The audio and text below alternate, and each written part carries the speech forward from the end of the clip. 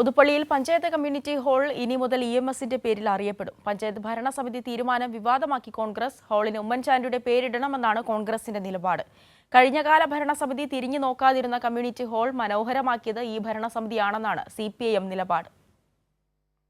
കഴിഞ്ഞ ഭരണസമിതിയുടെ കാലത്ത് കാടുപിടിച്ച അവസ്ഥയിലായിരുന്നു Puthuppally panchayat community hall. LDF ഭരണസമിതി അധികാരത്തിൽ എത്തിയ ശേഷമാണ് കമ്മ്യൂണിറ്റി ഹാൾ പണി പൂർത്തിയാക്കി മനോഹരമാക്കിയത്.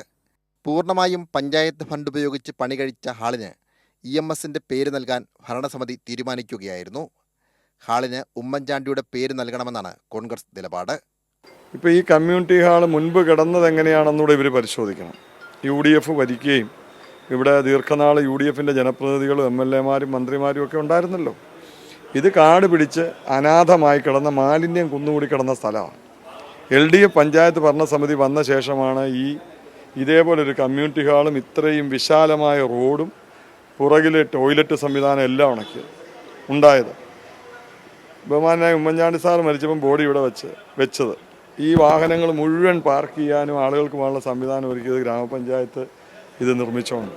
കമ്മ്യൂണിറ്റി ഹാളിന് EMSന്റെ പേര് നൽകുന്നതിനൊപ്പം പണി പൂർത്തിയായിക്കൊണ്ടിരിക്കുന്ന മിനി സിവിൽ സ്റ്റേഷന് ഉമ്മൻചാണ്ടിയുടെ പേര് നൽകാനാണ് ഭരണസമിതിയുടെ തീരുമാനം. അതിനാൽ ഇപ്പോഴത്തെ വിവാദം അനാവശ്യമാണെന്നും CPIM ആരോപിക്കുന്നു.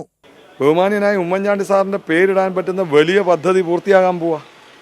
ഈ ഗ്രാമപഞ്ചായത്ത് ഇടതുപക്ഷം ഭരിക്കുന്ന ഗ്രാമപഞ്ചായത്ത് തന്നെ അദ്ദേഹത്തിൻ്റെ പേര് ഈ നിർമ്മാണം പൂർത്തിയാകുന്ന മിനി സിവിൽ സ്റ്റേഷൻ ഇടും. സിവിൽ സ്റ്റേഷന്റെ നിർമ്മാണം ഫണ്ടിന്റെ അപര്യാപ്തത മൂലം നിലച്ച അവസ്ഥയിലാണ്.